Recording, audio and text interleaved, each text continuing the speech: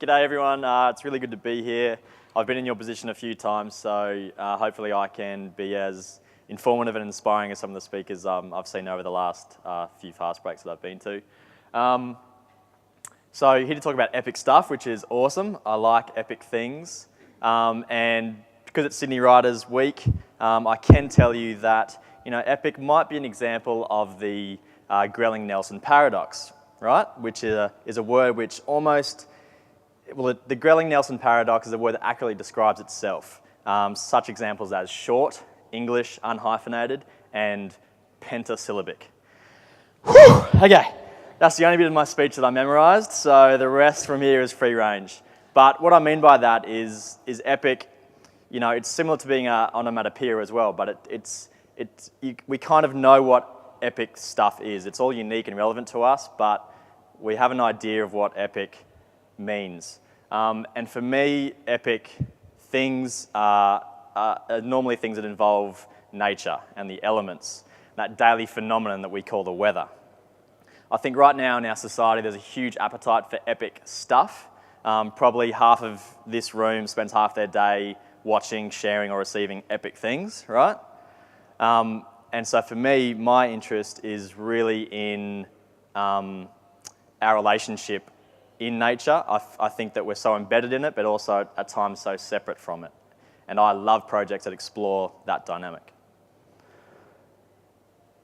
Okay, yep, there's a few great quotes there which I saw last night, including my own down the bottom there. So yeah, also I've got heaps of slides. It's about 15 seconds per slide. That's not going to happen, but we'll do our best. So feel free to just all turn that way because there's a few slides. Okay, so quick snapshot of what I'm doing. This is me at the moment. A lot of projects on, big juggling act, but the one I'm going to talk about this morning is Find the Wind in the top right. So Find the Wind is a documentary series about the winds of the world. Obviously, you could argue there's one wind that travels the whole world, but in fact, just due to cultures, myth, and the impact of those winds around the world, all the winds have these amazing names, which I'll go into in a second. And the idea, because I'm a windsurfer, which is that activity on the left, the idea is to visit a number of these winds around the world, which are known for their impact on people and place. So there's 8 in particular, which either have the best names or the most interesting effects on people and place. And so they're also conveniently located in 8 different regions of the world. So the winds are, so starting in Australia, there's the one called the Fremantle Doctor. There's the Simoon or Khamsin, or Ann Khamsin in Africa. The Levanta in Spain and Morocco. The Phone in France and Austria. I'll stop reading that. I'll tell you the Fremantle Doctor, it arrives at 2 o'clock roughly every day in Western Australia. It's named for that because, a couple of reasons, but the common myth is that there used to be a morgue in Fremantle. When the winds blew, it blew the stench of death over the rest of Perth, and hence there was this saying that the doctors arrived or the doctor's here. Simoon and Khamsin is known as the poison winds. These winds are so hot they can kill a man because he can't sweat fast enough. He gets so hot he can't release his own heat quick enough, and so they're called the poison winds. They come in massive sandstorms in Africa. The Levanta, throughout history, it's either won or lost wars for opposing navies using the wind.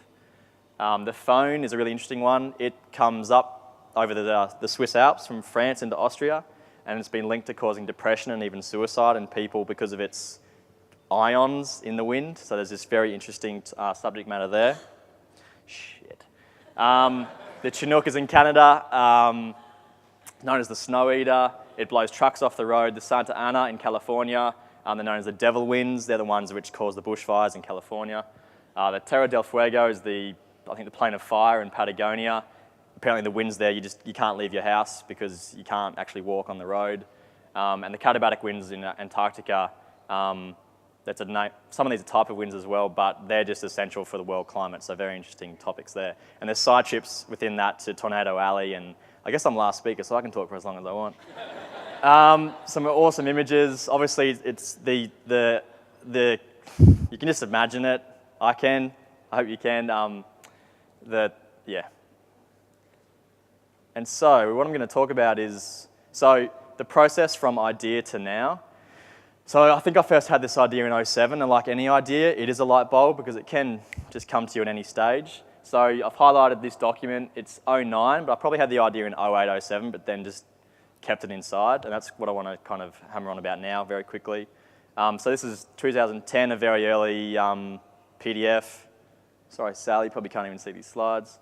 And this is just an evolution of pitches to various, something Avi mentioned, persistence, pitches to various film festivals or production partners or content conferences around the world.